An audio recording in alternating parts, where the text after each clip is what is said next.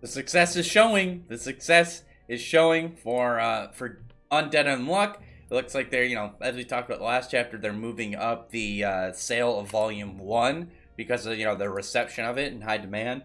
And from that, I'm very hyped for the potential trend of like series just being very weird, of getting lots of more of like this and like Chainsaw Man, where it's like, just let these authors do what they want, be as strange as they want, and just make a series that you have absolutely no idea what's going to happen because the authors are just going wild.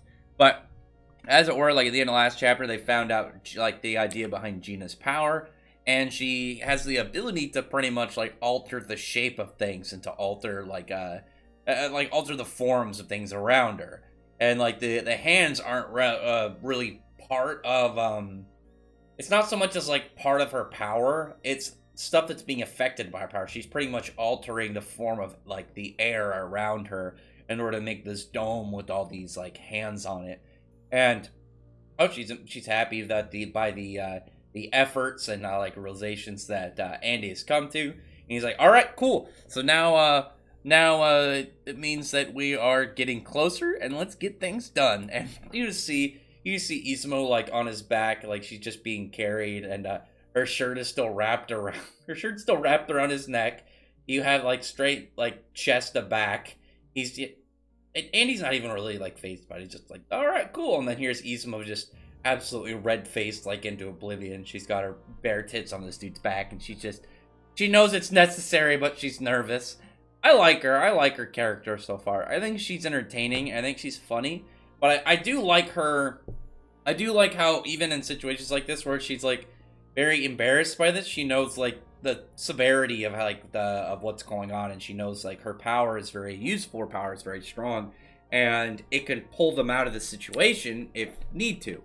And then at this point, you have like Gina getting mad because she's got a thing for Andy, and she's not okay with this. She's just got this massive chest right on his back, and here she's like, listen, you can only do so much. Eventually, in 20 years, your chest is gonna drag down and get old and saggy. But me, for somebody who doesn't have to deal with that, I prefer things not to change. And she just like boasting her small chest. It was pretty funny. I like that idea about it. It's like, well, you have that kind of opposite to the Izumo, but for a reason. And that's the idea of like, well, if I ever get old, then it won't matter. But then you have Andy like explaining, like we got more explanation of power. So he's like, oh, you're an external type, right? Though, and there's pretty much there is a explanation on the difference between negators. You have the self-targeting ones, something like Andy's, where obviously he's undead and his powers work on him. And you have the external targeting ones. You have ones that affect the environment around him, such as Izumo's ability to cause bad luck for other people, or Gina's ability to change the shape of things around her. She's just all like, no, I can do it myself, not a big thing. And Andy is just like, oh no, she uses makeup. It's not a big idea. It's not a big thing. Like her chest is pretty much the same, but her her ass is starting to sag down. And this poor girl, she's just now getting bullied at this point, and it's obviously not gonna go well for him at that, because she's just pissed. She's like throwing her hat, chopping parts of their bodies off, and Andy's only. It just blood splattering everywhere, covering up everything that she has that will take shape, because she's not making things invisible. She makes the air into pretty much hard and dense, and then in the shape of stairs, so she can walk up. So it's still got a shape at that point. And then he's just blood splattering all over it to like show it, like her little bubble is just covered with it. But while they're talking, they're like, all right, now we just got to figure out like what's going on here, because we're gonna find the source of the bad luck that's coming your way. I'm a little worried about the moon shot in there. Like what's gonna happen? Is the moon gonna like just drop on him or something crazy? But after that point, you have Gina say, all right, tired of this, let's wrap this up. And above them is like pretty much a flying saucer. She has like this cool little aircraft that she brings in, and she's like, listen, I came here for a different job, but if you guys are gonna get involved, we'll see how things really go. You guys are pissing me off, so I'm just gonna have to I'm gonna have to hurt you, and we'll see how things can kind of all result out of here.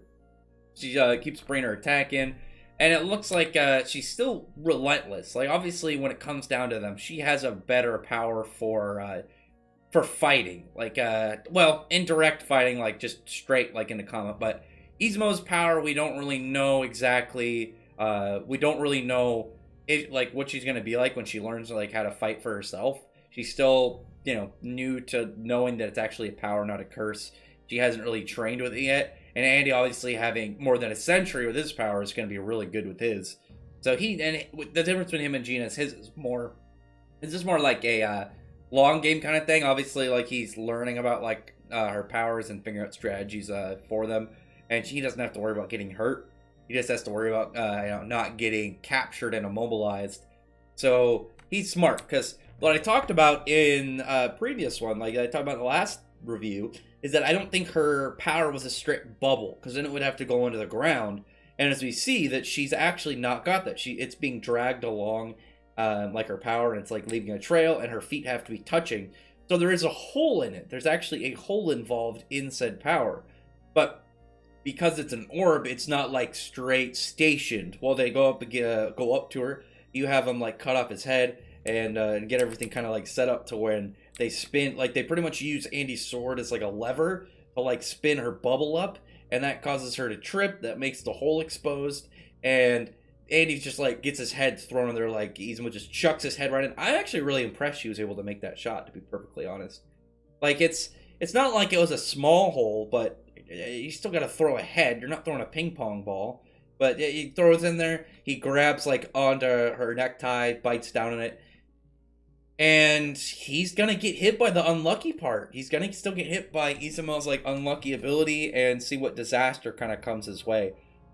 I'm worried. I like Gina so far, but things are not looking good for her. It looks like her character might meet an end, which, again, I can see why it's important for her to be out of the way so they can like have another opening to get into this organization. But I don't want her to go. I like her so far. She's got a cool power. I like her design. I like her hat too. I like that she's got this weird hat that she can fight people with.